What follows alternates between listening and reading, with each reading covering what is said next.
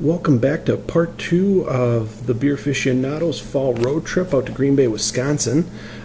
During this part of the video, we're going to do our special tour that we had at Titletown Brewing in Green Bay, Wisconsin with David Oldenburg, the head brewmaster at Titletown. So it was a real special treat. We really believe that this was the best part of our trip. I think that was hands down the best part of our trip, and they have some fantastic beers and some great food there.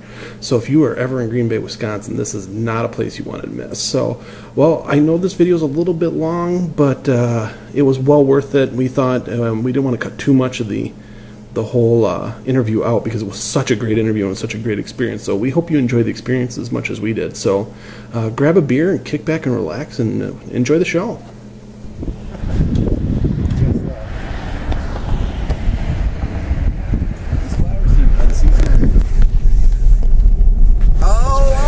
That's nice. It's always just a little nerve-wracking until they start coming in, and it's nice to have the first one. I saw that only a few places have sent out invites so far, so Your phone upside down. so yeah, they'll come. Yeah. Oh, okay. So Schwab. Oh, that's nice. You'll get a lot more. Don't worry. Well, guys, we're in search of the legendary Green Bay, but so far our hunt isn't going very well. I guess we're going to have to turn back around here and head back to another road. Our quest continues. Our quest continues. So that's my brother-in-law who was born and raised in Green Bay. Gotcha. He said that the Crow's West is the best place. Well, we found Green Bay. It's right here. This is are you recording? Yes. So, guys, this is the closest we're getting to the Green Bay today. Unfortunately, this is the swamp of Green Bay. Here, actually, I'm gonna get a shot of the water here so you guys can at least see that we did find water. And well, kind of disappointing. I still have yet. I've been on here 5 times and have yet to see the Green Bay. So we're gonna do the next best thing. Let's go buy some beer. All right. Out. 10 copies to register 5, please. 10 to register 5.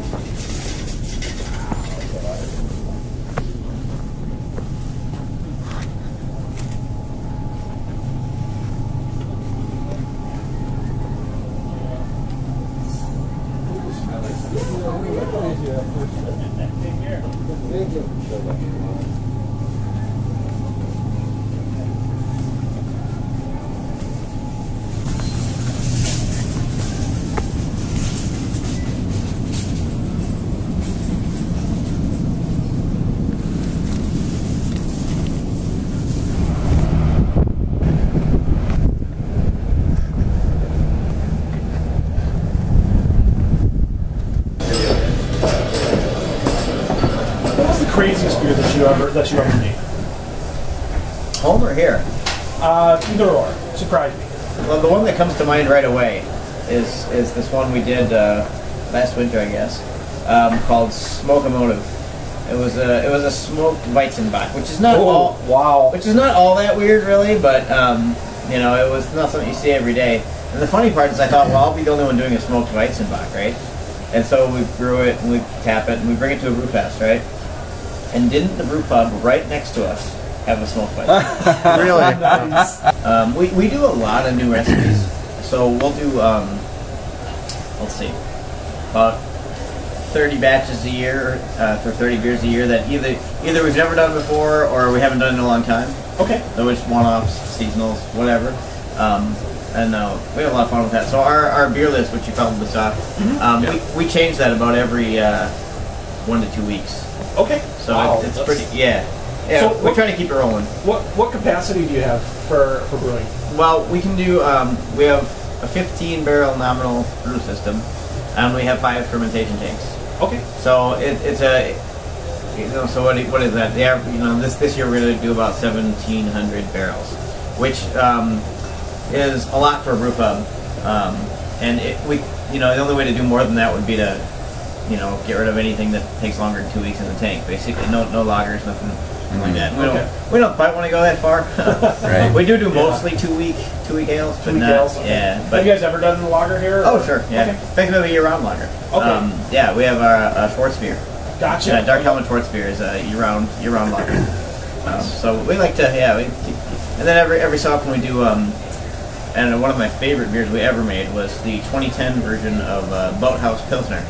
I love Pilsners. Oh man, this is a Bohemian Pilsner, which is my favorite. Personally, my favorite type of Pilsner is the Czech Pilsner. Okay. It came out really nice. It got a gold medal at JVF. It was just. I wish I could just be drinking it right now. You know? Nice. And we're going to be brewing that again shortly, actually. But yeah, okay. It's one of those you can't just brew it as often as you want because. Some lagers I can crank through in about 3 weeks if I really want to. Pilsners aren't that 4 way. weeks. Yep. Yeah, Pilsners are not one of those. 4 weeks absolute minimum, and I typically allow 8 for that beer. So, okay. Yeah. Was there a big change in going from the home brewing to sort of this much bigger scale, or was it more gradual than that, or was there any growing pains with that transition? A little bit. For me, it wasn't so bad because. When I was home brewing, I started as the assistant brewer here, which was a really 10 hours a week, 15 hours a week. It wasn't a big job, and it was mostly just hauling malt around and stuff. But I got to know kind of how the system works, and then I tailored my homebrew system so that it was similarly set up. Okay. Which is to say pretty basic. Yep. And so this is just 100 times bigger. It's not a whole lot different. I mean, there are definitely some differences. There are things in here that can injure you. There's that, and there's a schedule to keep, which is obviously a different thing. Too many homebrewers say, well, I gotta have this batch finished by this day because otherwise you're gonna run out or whatever is the situation. So you're disappointing more than just yourself if something doesn't go right. Right. Yeah.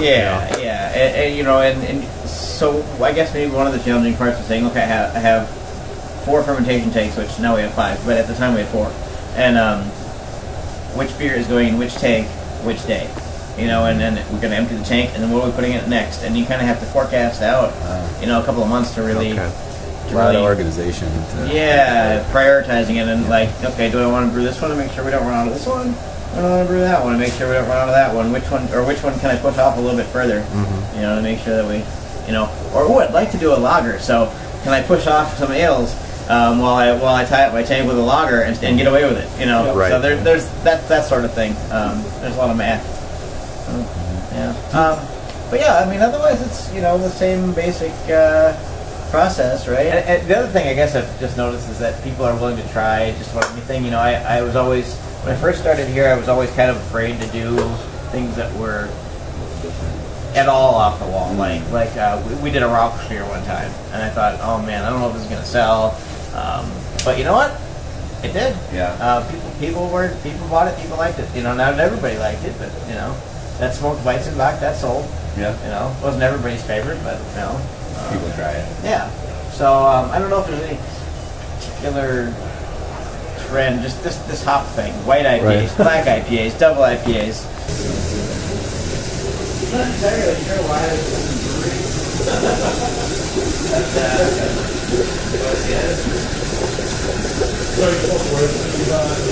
I don't know.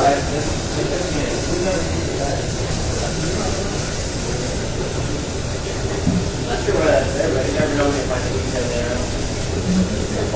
So do you guys name your fermenter tanks after Simpson characters? We did. Nice. See which one is which.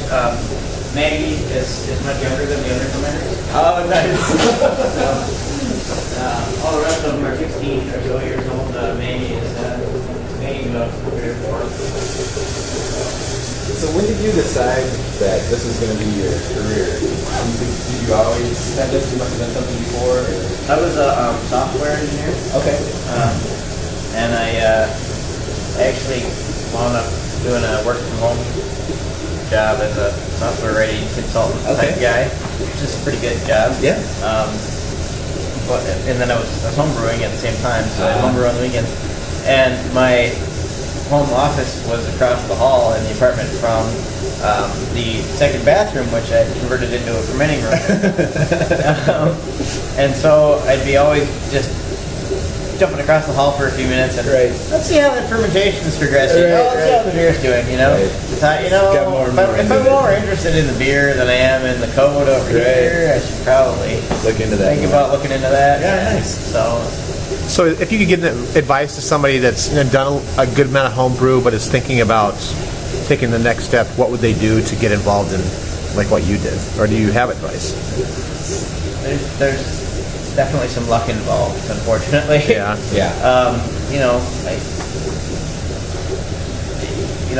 Apply for jobs at your brewery. They may or may not, be looking for you. Yeah, you can take the brewing school route. I mean, that's not necessarily a bad way to go. But and it is kind of a growing, it is a growing industry that people are hiring, not laying off brewers. So but that said, there's more people that want to be brewers than there are jobs. Right. So there's definitely some luck involved. I would say get really good at it, home brewing. You learn more doing that than I think anything else. And then if you can get in at your brewery, help them haul kegs around, help them, move spent grain, help them whatever they got to do. There's always junk to clean and haul and. Just get to know them, make a relationship, that kind of thing. Yeah, I try. Yeah, I mean, again, they only have room for so many people to even whatever. But And then when a job opens up, you're the first guy on the, in their mind maybe. Right.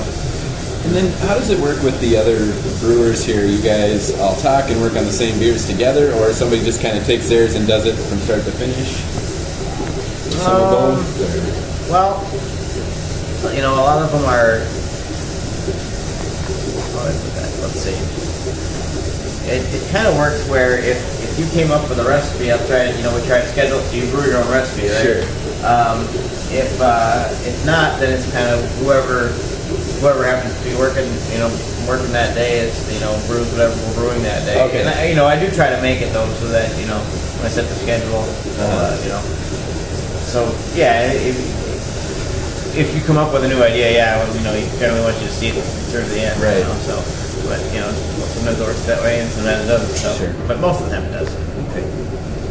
And then are you guys brewing like every day, or do you have specific times and days that you kind of do the thing? You kind of do the tank math, and you figure you can do about 10 batches a month in 5 tanks.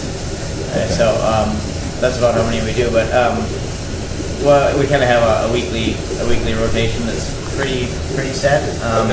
Where every like Monday is catch up from whatever you didn't get done last week, and then Tuesday is empty the tanks day. So then we'll filter whatever beers need to be filtered, get them into our bright tanks upstairs, and then we empty. Now we have empty fermenters, get those all clean, and then we'll brew Wednesday, Thursday, and sometimes Friday.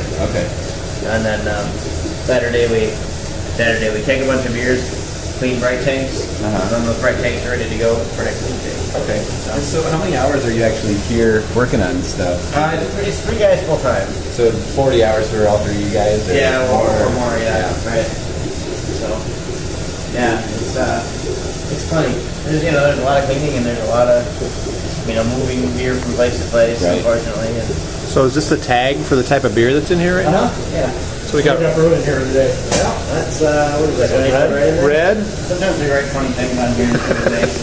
And you've got I get Dark Helmet here. okay. Dark Helmet Schwarz beer. This is that's actually that's actually Canadale Gold, Okay. which has occasionally been marketed as an Italian style ale, which I couldn't tell you what that means. I was gonna say what? What do we have over here? We have Smashing Pumpkin, All right. So you're gonna be your pumpkin ale. Cool. and then this one I don't know. You might be able to guess what that is. That would be E flat. It's C minor IPA. Okay. Just put a C minor key. That was a music Cool. major. he was a music minor, so there you go. What makes Titletown Brewing different from other brew clubs? Well, a couple things. I mean, we're bigger than about 90% of them as far as beer production goes. So that doesn't really make you different, but I guess it makes it. I don't know. I guess it does. I mean, we're bigger than most of them. So. Right. We also do, I think, a more variety of beers than most of them. I think our beer list changes more. I mean, all brew clubs, change it up, some. But typically you'll find one that has, they got 4 or 5 regular beers, and then maybe 1 or 2 seasonals, and sometimes they'll go up from there, but a lot of times they don't. We have about half of our faucets out there are seasonals, and they're just constantly changing. And on top of that, we really try to. What's one of my kind of personal things that I try to do is keep the beers different from one another.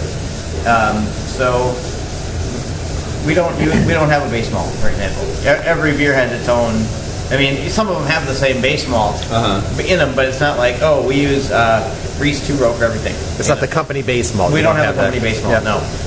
We have a couple that we use more of than others, but we're not afraid to use different yeast strains. I mean, again, we have one that we use more than the others, but if we need a special yeast for something, we'll use it. And we even change. Each recipe has its own water chemistry specifications. So we do different treatment of our water for every beer. Okay. So that each beer has its own little unique taste and is stylistically accurate, and isn't just sort of a. We don't want each. When you get that sample, that sample man of all the beers, you don't want to say, well, this one kind of tastes like a darker version of that one. Right. You want it to stand alone. Yeah, you want each one to stand on its own as a separate beer. You don't want to have like a house footprint. Where all your beers have some similar flavor across the board. So variety is maybe our biggest difference. And the fact that we're in a train station, that's kind of neat. No, it's a great setting. I gotta admit, yeah. So what aspects of the brewery setup do you find to be advantages and disadvantages? Like, what do you really like that you would want to take with you to another brewery, and what would you like to change? Well, we have a fairly simplistic system. I mean, it's 2 vessel, limited automation, which is kind of nice in a lot of ways. There's less things to break and there's less things to clean, and it's kind of easy that way. It has its limitations, but no major ones. We find that our lack of a hot liquor ton is mostly a disadvantage. However, there's not room for one in here. Can you explain that? I don't know. Yeah, so a typical brewery would have a tank dedicated just to holding hot water, and which doesn't have a steam jacket on it to maintain a certain temperature. Mm-hmm. And so when you needed some hot water to sterilize something, you have it. And more importantly, when you need to mash in, you have hot water ready to go. And when you need to spart, you have hot water ready to go. And most importantly, when you're running your heat exchanger and you have hot water coming out one end, you can put it somewhere instead of throwing it on the ground, right? Which is what we do. So, it saves a lot of energy, which is a big part of the reason you would have it. So it's inconvenient to not have one, and it's a waste of energy. But the advantage we have is that we need to put our hot sparge liquor somewhere when we're about to sparge. So we'll heat it up in the kettle, pump it through the heat exchanger, through our hose, and into our fermenter that we're going to brew into that day. And use that as a temporary hot liquor ton, which is great because it sterilizes everything, and it does a better job than a chemical sterilant would do. Sure. Right. So that's a, and if God forbid there's a little speck of dirt somewhere in that fermenter, which there shouldn't be, but if there were, heat does a lot better job of making that. So it's sterile dirt. Right. So you can get away with some things. Not that we ever use it as a crutch. Right. But just in case, it's kind of a nice little backup. Exactly. Right. Yeah. I would keep the Simpsons theme on the tank. Excellent choice. Yeah. Incidentally, we have our 2 steam boilers that fire the kettle. Their names are Patty and Selma. Nice. So what happens when the beers are finished in here? We run them through the filter. This is our filter. Okay. His name is Jerry. He's not good enough to be a Simpsons actor. Gotcha. He's kind of a cantankerous old filter. He's an old Italian guy. Brings a lot. Anyway, but we pass it through there, and then if you look right here, this hard piping leads up. We take the filtered beer, push it up this hard piping up into the cold room above our heads. So okay. All right. Okay. Anyway, so mini Chorizo barrel. We saved some of our 1,000th batch, and which was basically a Belgian double, and we put it in there and we threw some critters into it, and it's just gradually souring and getting to taste a little bit barrely. Yeah. this is where we store most of the finished beer. So we've got 8 serving tanks back here, and so we use those as bright tanks and as serving tanks. So you can see many of them are connected right to the bar, and then everything else here is in kegs. You know, so we have more beers that we serve at a time than we have tanks to serve out of, so the rest are kegs. And as you can see, there's lines going everywhere. That's because we got 3 bars, so they all have the operating bars. That's no biggie. And then we've got set up so that every tank or keg can have its own pressure and own blend of gas. So that's what this whole thing on the wall does. Regulators and stuff, manifolds. So that lets you put any of 4 blends of gas on any tank at any pressure, which gives us a lot of flexibility. Yeah, that's another thing. We don't carbonate all our beers to the same carbonation level either. Right? Change that. So everything's got to be a little different. It smells great in here too. Yeah. Does it smell clean or does it smell like beer? It shouldn't smell like beer. No, it smells. Yeah. It smells yeasty. Yeah. Yeah. It doesn't smell like stale beer. That's good because theoretically we cleaned in here really often, so just like I was saying with the brewery with the pressure washer and all that. So it should be fairly clean. Here, hold this glass. Hold that one up there. Fish that nail out of there before we. Time to do so. That's definitely an OSHA issue right there. Yeah. All right, here we go. And that is the Vinny nail. Fortunately, nobody knows that you can just do that and just get beer out of there. At least not until they watch that video there. It's going to look like we're having shots of whiskey. It does, yeah. So go ahead and tell us about this beer again, just so we can talk about it while we're pouring. Yeah, why not? So, so basically, this is our 1,000th batch of beer. We called it our Grand Cru. 1,000 grand. And it's a Belgian double, which we fermented with the strain from a couple of the famous monasteries, the Westmalle strain, and then we let it sit for about something like a year. Mm-hmm. Then we got it into a barrel.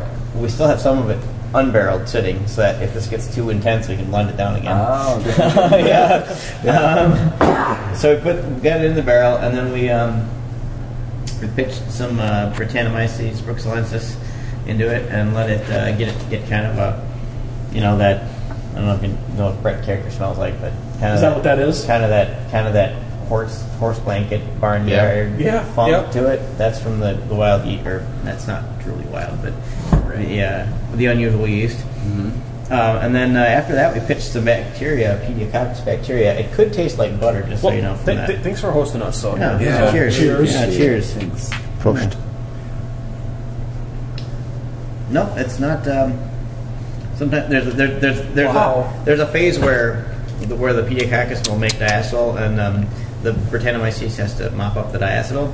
And if that hasn't happened yet, you can get a phase where it tastes like butter. Fortunately, we seem to be past that. This is delicious. This is just, it's so complex in flavors. I gotta say, it's actually getting pretty good. It's better than it was last time I tasted it. Mm-hmm.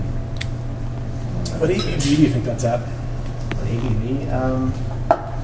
Just roughly. Well, it would be at whatever it started at when it was just a double, which is probably 7.5, and it would have gone up a little bit from there as the Brettanomyces will take the dextrins from the malt and split that into sugars and ferment it.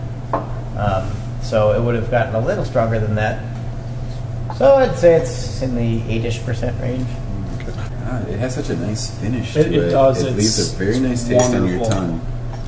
I was planning to put in some lactobacillus. And you can't even tell that it's if you're guesstimating that's about 8%, you can't even taste it. Well, it's sat for so long, the alcohol really mellows out. Yeah. And some of the alcohol does convert into esters too, but it does have I can taste a little bit of the sour. Oh, that's. I guess I'm debating whether to pull it out like this or to sour it with lactobacillus. started thinking I should just pull it out like this. I don't think anybody would be disappointed. No, this is delicious. Really good. I did have one more question for you, and Yeah. it's just on my mind because I am a Packer fan. So, have any Packer players, have they ever been through here? Yeah, they come in now and then. As far as like a list, I don't know. The most recent one, Jordy Nelson ate here the other night. Okay. Yeah, they come in. What do they drink? I mean, do they tend to go towards That's one? a good question. I am not sure. I'm not sure what they do. Do they call you down to come down to meet them, or? I don't think that's happened. Okay. They don't come in that often. I mean, it's just now and then. Sure.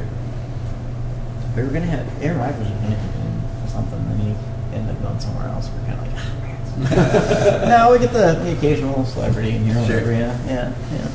I don't know that we're a place that the Packers hang out, but we're.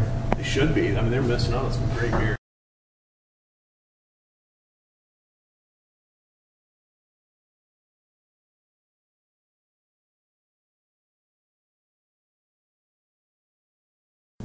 That concludes the interview with Titletown Brewing. And first off, I have to say a big thank you to Titletown Brewing and David Oldenburg for walking us through your brewery. I mean, it was a fantastic experience. And like I said, hands down, this was the best part of our trip. And the beers were so great there. Again, if you are ever in Green Bay, you need to stop at Titletown. It's a must stop for beer lovers. So hope you guys enjoyed the show. And we'll be coming out with part 3 here within the next week or so. And also special news, I just found out we're getting a tour just like this one that we just showed you with Mankato Brewing this weekend. So hopefully within the next 2 or 3 weeks here, we'll have that out there on our YouTube channel too. So hope you enjoyed. Thank you very much for tuning in to Beerploma.com TV, and we'll see you for part 3. If you are interested in helping out at all with Beerploma.com or want to know how you can help out, and we could use help out in various ways, not just monetarily, feel free to reach out to us at info@beerploma.com. Thank you.